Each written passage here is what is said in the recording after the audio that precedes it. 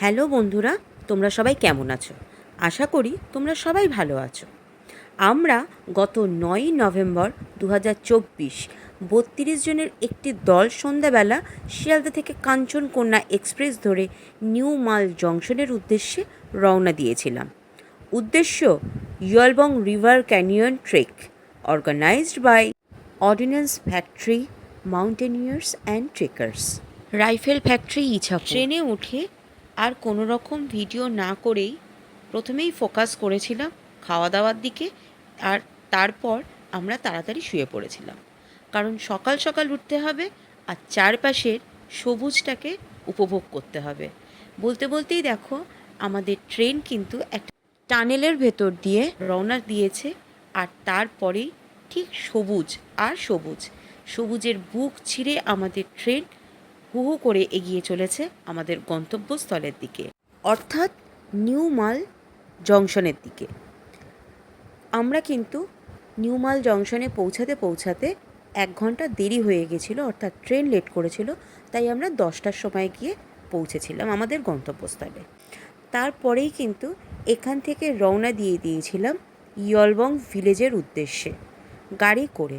মাঝ রাস্তায় আবার আমরা একটুখানি ব্রেকফাস্টের জন্য একটা হোটেলে দাঁড়িয়েছিলাম এবং সেখানে আমরা আমাদের ব্রেকফাস্ট সেরে নিয়েছিলাম।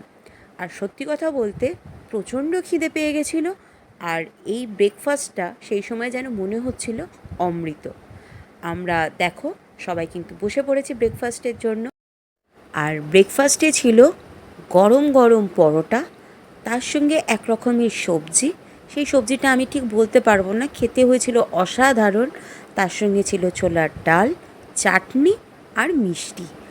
আর সেই সময় মনে হচ্ছিল শুধু একটা দুটো না, বোধহয় অনেকগুলোই খেয়ে নিতে পারবো। সত্যি ভীষণ খিদে পেয়েছিল আর অসাধারণ খেতেও লাগছিল। তারপরেই আমাদের যাত্রা শুরু হয় এবড়ো খেবড়ো পথের ওপর দিয়ে, পাহাড়ের বুক চিরে। দেখো রাস্তাটা তোমাদের সামনে যতটা পারলাম তুলে ধরার চেষ্টা করলাম।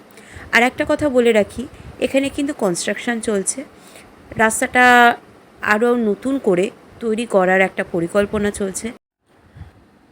রাস্তাটা দেখে তোমরা আশা করি বুঝতে পারছো কতটা রাস্তাটা খারাপ, আর এই রকম খারাপ রাস্তার ওপর দিয়েই কিন্তু আমরা এগিয়ে চলেছি।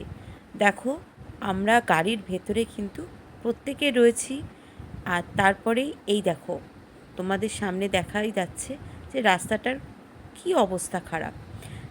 তার ওপর দিয়ে আমরা ক্রমশ এগিয়ে চলেছি আমাদের গন্তব্যস্থলের দিকে। তারপরে শেষ পর্যন্ত আমরা ভিলেজের মধ্যে প্রবেশ করি এবং ভিলেজের রাস্তাটাও যথেষ্ট খারাপ ছিল। তারপরেই আমরা ভিলেজের মধ্যে দিয়ে একদম ভিলেজের শেষ প্রান্তে, অর্থাৎ যেখান অবধি আমাদের গাড়ি শেষ যেতে পারে সেই অবধি গিয়ে পৌঁছাই, এবং সেখানেই একটা হোটেলে আমরা একটুখানি রেস্ট করে নিই।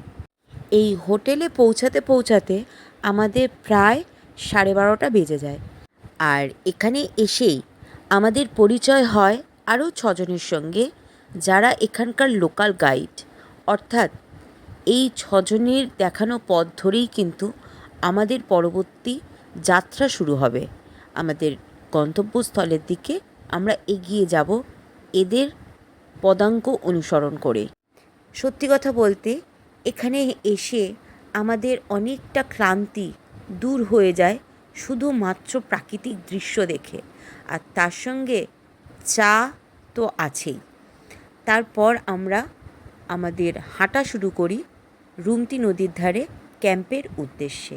আর সেই হাঁটাটা আমি অবশ্যই শেয়ার করব তোমাদের সঙ্গে পরবর্তী পর্বে।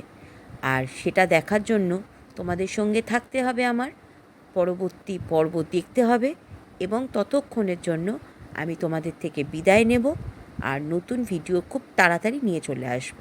টাটা।